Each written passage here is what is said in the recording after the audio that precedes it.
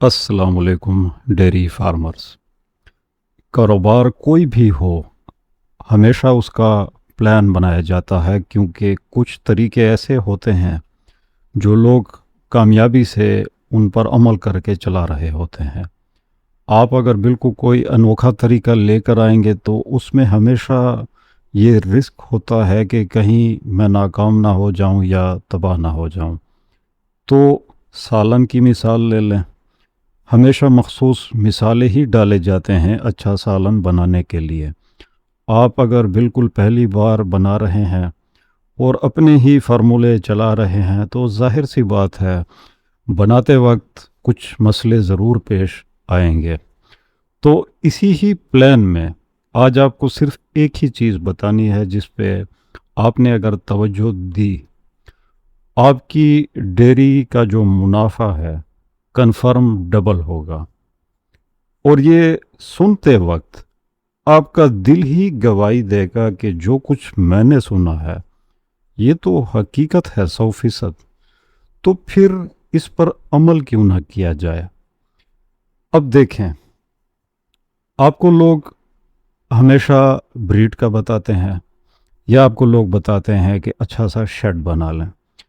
उनकी अहमियत अपनी जगह, लेकिन अगर आपने डेयरी के कारोबार में हकीकतन अपने पैसे डबल करने हैं तो पूरे एक साल का जो राशन होता है वो आपने एक मखसूस वक्त में ही ख़रीदना होगा अगर आप चाहते हैं कि आपका मुनाफा डबल हो।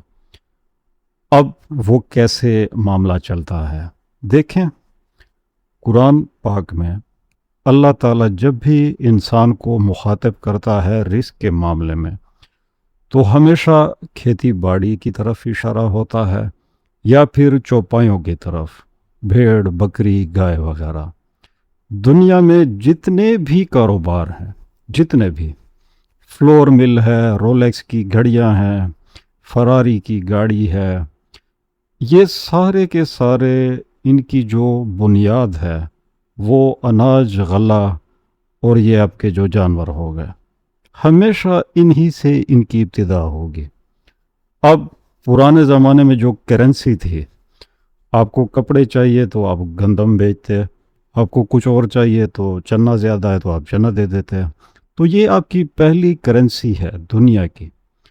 तो इसको हम किस तरह से अपनी फार्मिंग में इस्तेमाल करके डबल मुनाफा लेने वाले हैं, तो ये आपने अब समझना है। यहाँ पर केपीके में यहाँ का जो फार्मर है ये अपनी ज़मीन जब भी काश्त करता है तो कर्ज लेकर करता है। ट्रैक्टर भी चलेगा तो कर्ज पर, बीज लेगा वो भी कर्ज पर।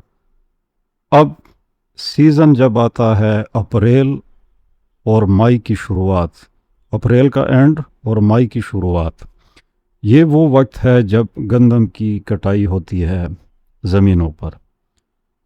अब ये जो गंदम है ये काश्तकार की चीज़ है। अब चूंकि वो कर्जा बेचारा, उसके ऊपर कर्ज है, वो एक ही उसकी ख्वाहिश है कि मेरे घर की गंदम बच जाए और मैं अपना कर्ज अदा कर सकूं, बस उसकी और कोई दिलचस्पी नहीं होती। आपको शुरू में मैंने कहा कि ये सारे लोग इसी एक ही कारोबार के मोहताज हैं। अब उससे कौन लेगा? उससे लेता है मिडल मैन, जिस तरह प्रॉपर्टी की ज़बान में डीलर कहते हैं। ये बेचता है किसी सराय वाले के ऊपर, स्टॉकर के पास, जो स्टॉक कर लेता है। अब वो बेचेगा किसी ट्रेडर के ऊपर, किसी दुकानदार के ऊपर, और वही दुकानदार फिर किसी शहरी के ऊपर बेचता है। एक ही चीज़, इससे कितने कारोबारों का दरवाज़ा खुला। और अगर आप वो डेयरी फार्मर हैं किसी दुकान से लेने वाला, तो ये चीज़ आपको 4 गुना महंगी पड़ती है। अब सीज़न के स्टार्ट में यहाँ पर पूरी एक बोरी आपको 5,000 या 4,500 की मिलती है, यानी फ़ी किलो आपका एक जानवर के ऊपर 60 रुपए में पड़ने वाला है। यही बोरी 6 महीने के बाद आप अगर बाज़ार से लेंगे तो ये बन जाती है 10,000 या 12,000 की।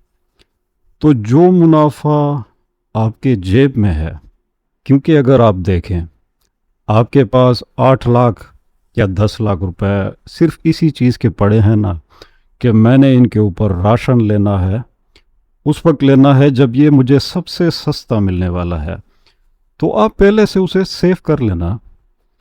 یہ تو صرف گندم کی بات ہو گئی، پھر گندم کے ساتھ جو بھوسا ہوتا ہے وہ بھی اتنے سستے ریٹ میں ملتا ہے کہ آپ تصور بھی نہیں کر سکتے۔ تو بعد میں مہنگا لینا چاہتے ہیں تو پھر آپ کی ڈیری بھی اسی طرح سے جھٹکے کھا کھا کر آگے چلنے والی ہے۔ تو خوراک کی اہمیت کو آپ سمجھیں کہ یہ کیوں اتنا ضروری ہے کہ پہلے سے سٹاک کیوں کیا جاتا ہے۔ اب اس کی مثال ونڈے کی کمپنی لے لیں، اب وہ بھی تو اناج ہی بیچ رہا ہے، وہ کوئی اور جادو تو نہیں بیچ رہا، اب وہ بھی اسی زراعت ہی کا محتاج ہے، کاشتکاری کا۔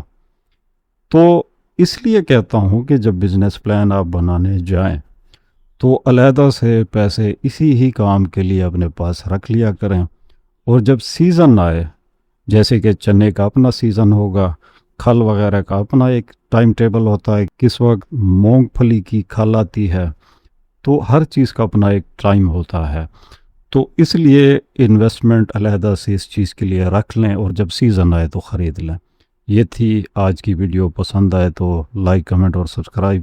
مجھے اجازت، اللہ حافظ۔